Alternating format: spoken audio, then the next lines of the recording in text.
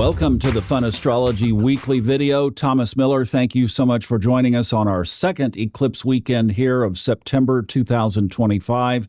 This is, of course, the solar eclipse. It's a partial. It's only visible in a very small part of the world, but we're going to look at the buildup, which is quite significant, and pick this sky apart so that you know what's ahead over the next several days.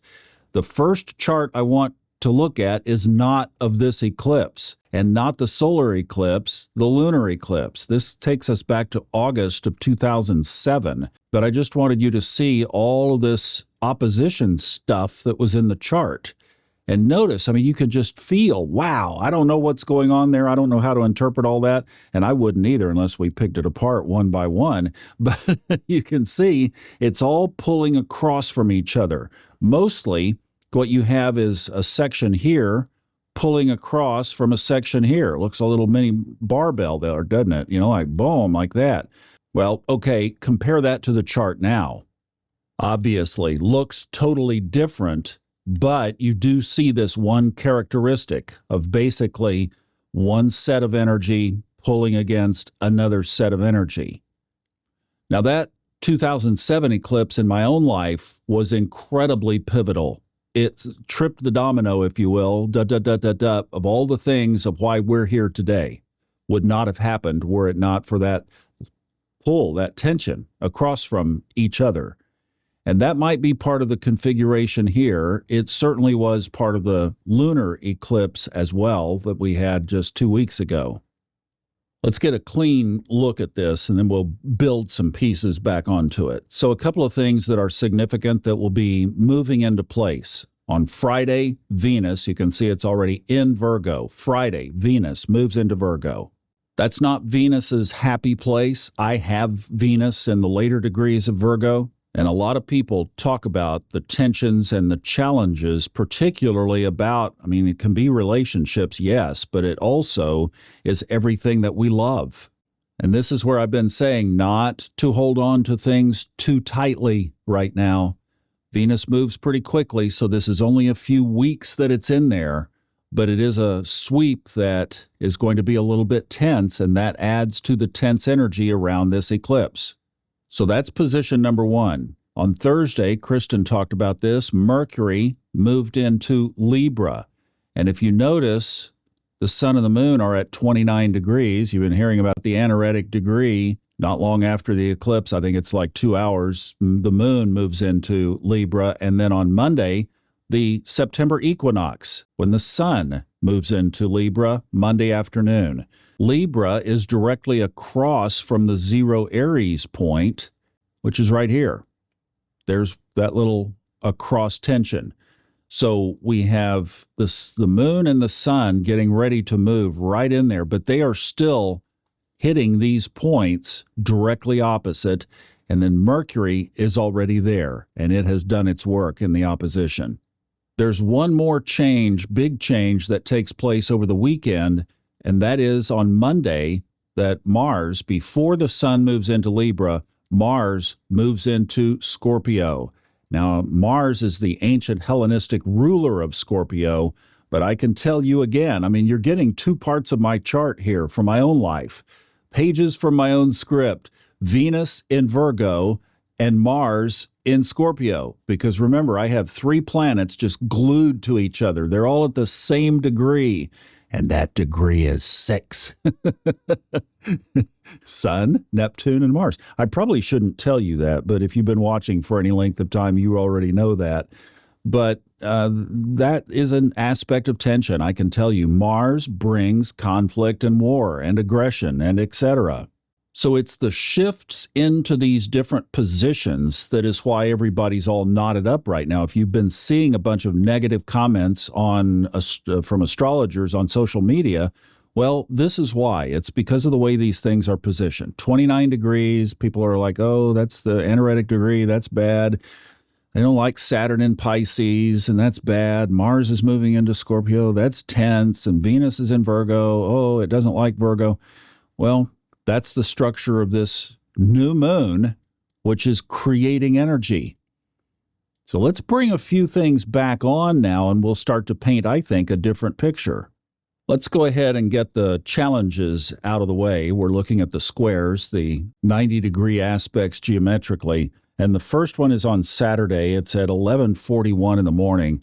And that will be when they're exact. I'm just staying with the eclipse chart here.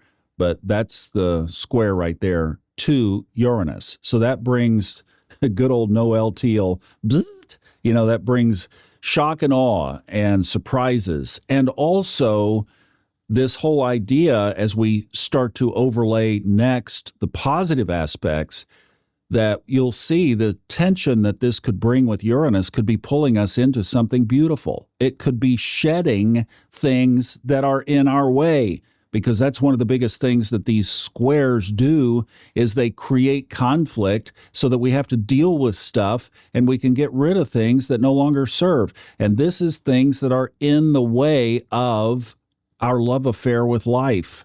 You want to love more, you want to love new, you want to love differently, you've got to get rid of this. And Uranus can say, oh, I can help you with that.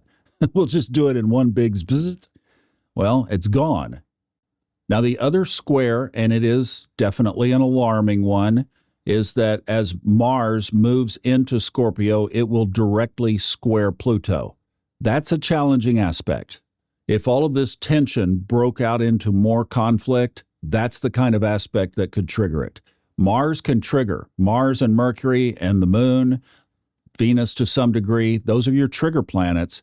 So with Mars moving into that position through the weekend, it's not there yet. It's staging. That energy is building. It's getting stronger. There is a tripwire right there. No question. Now, the other way to look at that is that Mars is symbolic of power. And then Reinhold Eberstein came along about 80 years ago or so and wrote a book called Stellar Influences, Cosmobiology. He basically wrote about all the aspects that are possible in the sky. And he said that Pluto represents 3 times the power of Mars. There's the powder keg. That's one of the big reasons why some of the negative comments from various astrologers, that aspect right there is carrying a lot of the weight in those negative or challenging prognostications. And it is to be taken seriously. How would we apply that to our lives over this eclipse weekend? Well, for one, realize that it's there and realize that conflict takes 2 ignition sources. Oh, somebody could be coming at you, but do you have to respond? Obviously, no. So remember the square.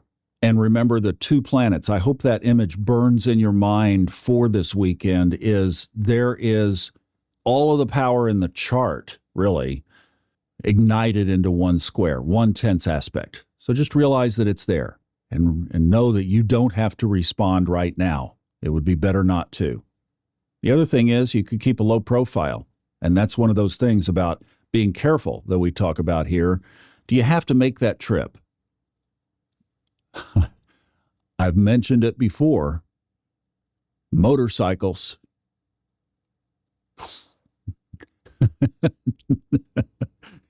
Your dad says no. No, not this weekend, for sure. Find another time. But yeah, that seriously is a time to be very careful.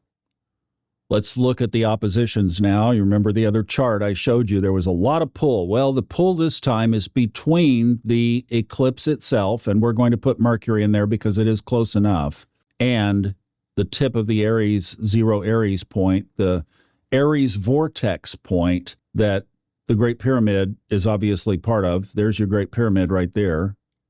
You'll see that again when we turn the blue lines on, but this is the tension across the chart, absolutely for sure.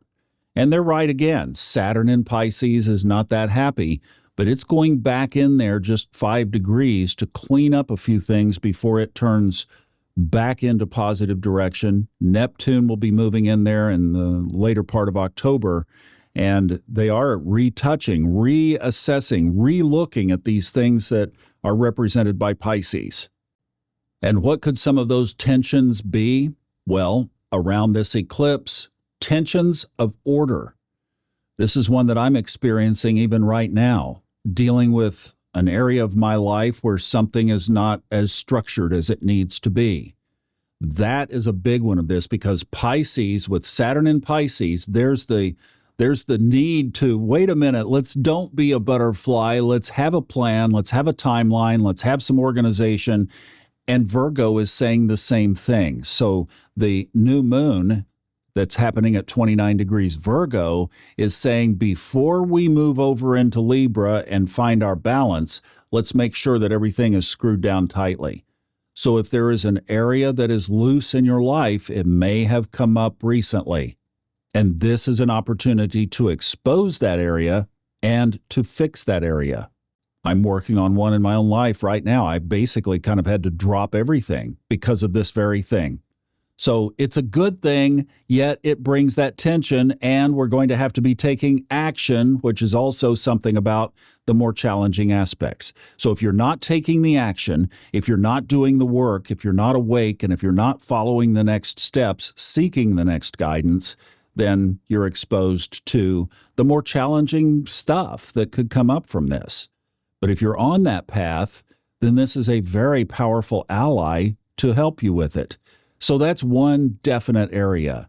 Another is obviously this conflict that's going on all around us, and that's represented by the Aries side of the line. See, we have 1 foot in Pisces right now and 1 foot in Aries. Both of these are going backwards, so that energy is a little bit more muted right now. But you just realize around us, people are feeling this same thing, with Neptune representing that same kind of energy in Aries under the hot fire of Mars control of the Pisces butterfly. So it's scattered. It's illusion, delusion baked in an oven. And then opposite that, our muted new moon emotions. The moon is dark. Our emotions are still. They are inside of us. The moon is soft right now. And this is one of the reasons why I think that this weekend will pass more smoothly than it did 2 weeks ago. Now, what geometric shape do you see? Obviously, a great big triangle. And this is what's connecting everything positively. So the new moon itself is one corner. We have Uranus, the other. Uranus is revolutionary new ideas or revolutionary new directions in our life. And Pluto is transformation. You know, one of the analogies that I like to use with Pluto, caterpillar to butterfly, that's one of my favorite. But also take an old warehouse building, go out there and tear it down, which is dump trucks and dust and dirt and noise and traffic congestion and blocked roads and all of that. And then once you have it all down and cleared out, you build a beautiful new complex. And it's thriving, and there's business there now where there wasn't before. That's the kind of transformation represented here. And that's exactly the kind of transformation that I can claim happened 18 years ago, and the kinds of things that if we claim positively, and you're doing your work this weekend, you're doing your meditating, you're spending time with your journal, and you're remembering the triangle, and you're saying, wow, this is super powerful. So just right there, and then actually, this is your go-to karmic path. Let's say, I'm not going to get into a discourse on the nodes right now, but this is Jupiter, which is the Lord of the gods in mythology. So the great benefic is also tied to putting you or helping you find and align with your soul's path. It's all right there. That is so powerful. So I hope you lock that in. I hope you can see that and just ice that into your memory, that this is a super amazing time to do this work. Yes, the challenges are there. Thank God they are there, because it will prod us and motivate us and create opportunities for us to do this work. But there it is, and that's strong.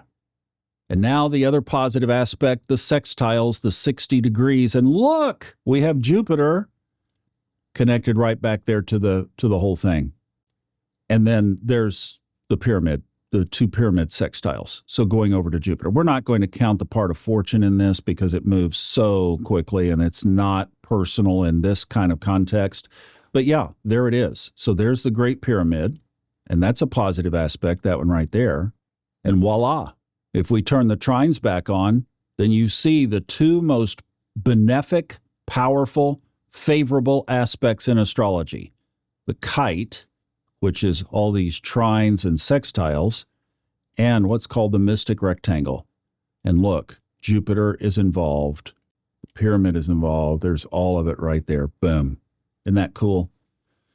That is power. I'm going to turn all of this off so that you can just lock that image into your mind. The rectangle and the kite. Super positive, super strong, super transformational. Now, one other thing before we put it all together, and those are the quincunxes and the Yods. So this little formation, we mention it on here a lot. This is called a Yod, and it's a sextile between planets at the base, and then it goes up to a pinnacle point, an apex point at the top. So here is Venus in this grumpy position of Virgo, with the Saturn-Neptune point here and Pluto here. So this is part of the Great Pyramid going up to this area of, this is where I'm saying is, reshaping the things that we love. And that is the whole idea of this Yod, a fated kind of destiny appointment. That's the main interpretation in astrology. So what this is showing us is that we are going to have the individual and possibly even collective opportunity to reshape some of these areas. Collectively, this could be money. And, I've got my eye on a lot of that going on in the world right now and the changes that are likely ahead of us in that area. And then if you peer into this, let me get rid of this one so that we can just focus on the other one. There's the other one. Mars is up at the top of that, and it's the other side of the Great Pyramid. So we had Venus tilting over here from this direction. We have Mars over here from this direction. This one's more concerning to me just from a standpoint of whether it's going to behave or be naughty. This one could be more naughty. Uranus is involved down here in the corner. And then, of course, we have the Aries vortex. This one is massively oriented around transformation. And this will be with us when Mars moves in to Scorpio on Monday. So it will not only be there through the eclipse day, but it will be there going into next week. It clears on Tuesday as its last day. By Wednesday, both of these Yods are gone, but they are both there through the eclipse. The other piece of this is this quindecile or quindecile, and these are areas of what would be compulsive, a drive to do something. Well, here is this drive to new shape our past. That's what's represented there. To this, like, I want to release this. I want to change this. I want new beginnings. I want new horizons. And then you can see it forms a little mini kind of Yod. There's a connection at the base, and then there's a point at the top. And the point at the top is that karmic future, the things that we're working toward, the things that will change the picture. And here is the new creations around that.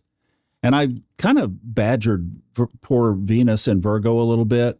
It also brings a lot of structure to that which we love. And that's the good part. When we get over on the good side of it and we get past the tension and the conflict between the two, then we have the opportunity. And that opportunity is this wonderful symmetry of things that we love. And that's what Venus in Virgo also represents. So when we pull it all back together and light it all back up, you see that it's an opportunistic, favorable, challenging, fated, compulsive weekend. How is that for a description? But it really is, and we'll see how it unfolds.